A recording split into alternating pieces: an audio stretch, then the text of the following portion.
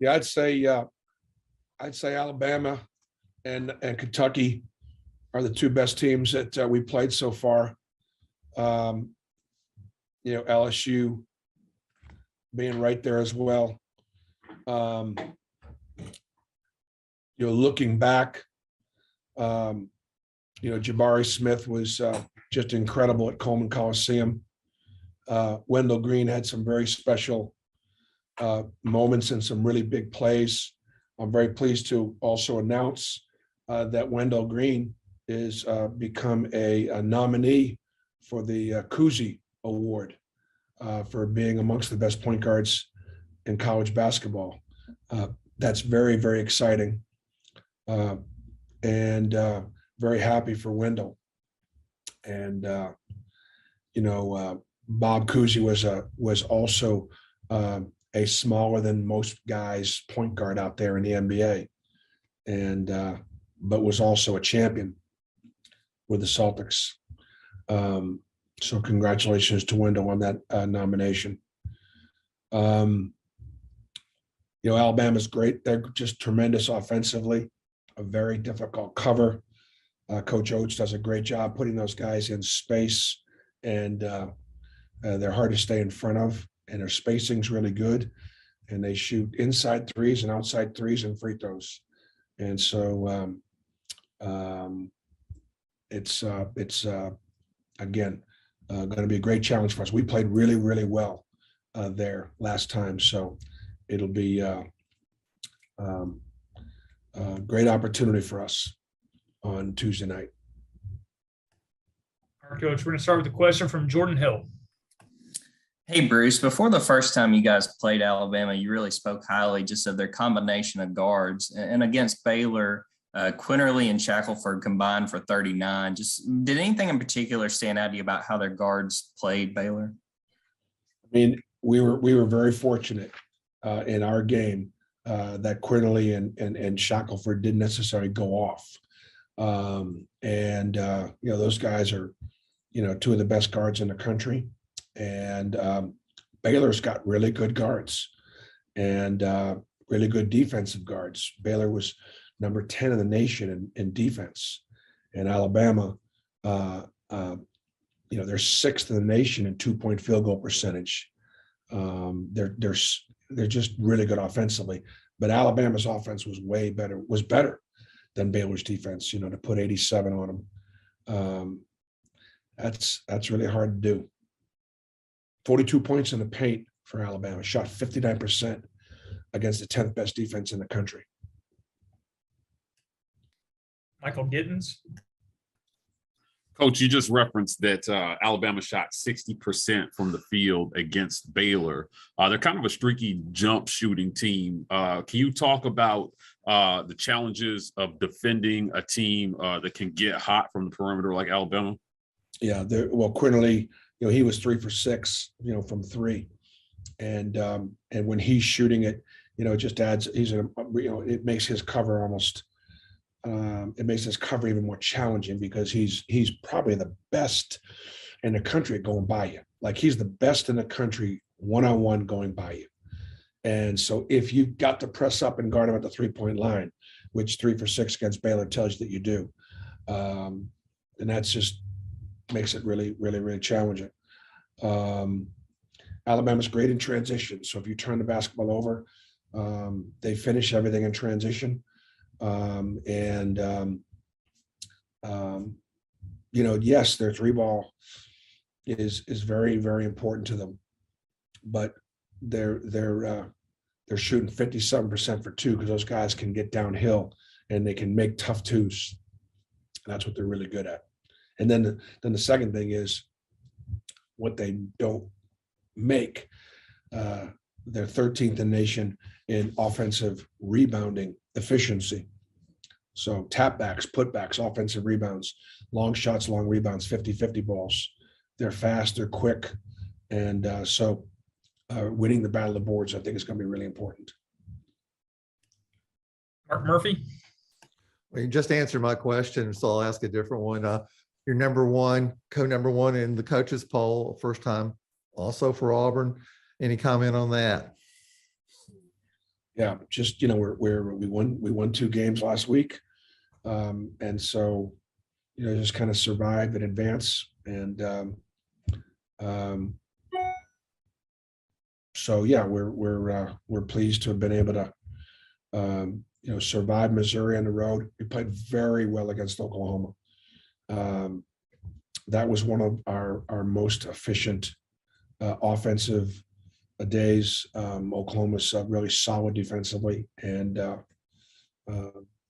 hopefully it's something we can build on. Alabama's a much, much more athletic team. Alabama's beaten 3 out of the 4 teams that played in last year's Final Four. They're, again, like I said, I think Kentucky and Alabama are the 2 best teams that we played against so far this year. Justin Hokanson next.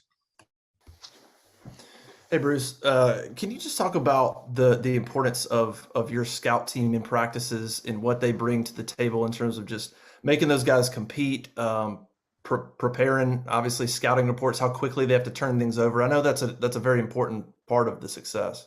It is a big part of what we do is our scout team. So we've got several guys on that scout team that are, non-scholarship players that are important pieces to our team. Our assistant coaches get those guys prepared to be able to try to do some of the same things that our next opponent is going to, do. To supplement that scout team, oftentimes you'll see, Stretch or Chris Moore or Leo Berman when he's able to come back from his injury. We've rotated some of our other guys onto that team because, quite frankly, our ability to, prepare and get ready in practice, I think, is vital. And our bench has been so valuable. Again, I've talked about it before. When we talk about the scout team, we also talk about the bench. The fact that Devin Cambridge and Jalen Williams and Dylan Carwell, Chris Moore, Stretch. Look, those guys all played different roles last year, and they all played more dominant roles last year. But they're playing on a team this year that's got a chance to win a championship. Last year's team did not, and they've all handled it with grace and staying right and ready. And so you look at Devin Cambridge rebounding the ball or defending. You look at Dylan, his impact he has at the rim, offensive and defense. You look at Jabari Smith has been there almost every night for us, but when he's been in foul trouble at different times, Jalen Williams has carried us. Dylan when Walker's gotten in foul trouble at Alabama. So we are some of our parts, including that scout team. And those guys will tell you that if we don't have a very good couple of days of practice and they don't execute and they don't, they don't guard us the way the opponent will guard us, I will hold them to account. So they have had a lot to do with our winning, and we appreciate them, but they also could have something to do with our losing if they don't get us ready.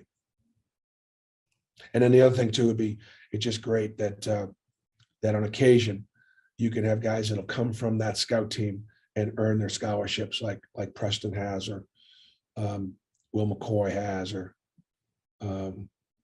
Pat Kime, or and others will. Cole Blackstock. Steve Moulton.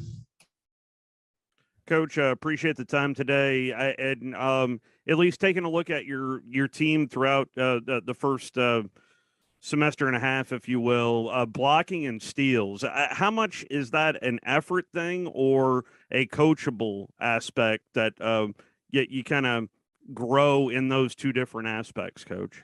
Well, I mean, coaching has nothing to do with 7'1" or 6'10" or anything like that. Certainly the way we would guard and the things that we would do with switching or with our zone or different things like that would have something to do with having more opportunities to protect the rim. As far as steals are concerned, that I would say, yeah, I mean, knowing who to match certain guys up on other guys so they could come off and make plays, and who we need to put players on that need to be sticky on shooters. That's the great challenge. So, but we want to be aggressive. And we also understand you got to make plays defensively. You just can't sit back and try to hope that they miss and get a rebound. That's just not going to get it done. These teams we play against are too good. You got to make plays. Two more in the And chat. the other thing I'd say is this offense is more and more difficult later in the year. The scouting reports are out. They're out on their players, are out on your system, and it's harder to score. So therefore, you've got to make some offense from your defense, and block shots and steals will help you do that. Time for two more. We'll go to Justin Ferguson next. Bruce, for a while, you were talking about your team not getting to the free throw line enough. These last two home games, you've gotten to the line a ton. Where have you seen the team kind of get better at that? Do you feel like the lessons have kind of been taken to heart now? Well, I think part of it is just playing on the lead. We've played on the lead. I don't know for sure, but I wouldn't be surprised if you looked at the stat sheets of those two home games, and Marlene is here, so maybe she'll do it for me. I don't think we necessarily went to the line more in the first half. I think we may have gone to the line more in the second half when we were behind and they were trailing us. So I know that Alabama shot 29 free throws in Coleman Coliseum. It's a lot, and we've got to be able to defend them without fouling. We're going to wrap you up with a question from Nathan King. Bruce, I guess, what do you kind of make of the team that Alabama's been this year? The fact that they've, got three wins over top 5 teams in the net, but then also some losses on the other side of the rankings. Just, is there sort of an unpredictability factor to this team? And I guess kind of what do you make of the big wins that they've had? It just tells you they're capable of beating the best teams on their schedule. And I mean, they dominated Gonzaga, and they really, they did a great job against Baylor. Gonzaga was on a neutral site, actually was in Seattle, and Baylor was at home. I mean, look, there's a reason why they were preseason, picked first or second in our league. They're well coached. They're really, really talented. They're very athletic, and they do a great job with spacing. So it just tells you that they're like I've said, I started off saying, look, Alabama, Kentucky, the two best teams we played against. Our coach, with LSU probably being right there next, I would say. Talking a little trash on the field? Yeah, we get it. Trashing the state with litter? That's terrible. Keep it clean. Keep Alabama.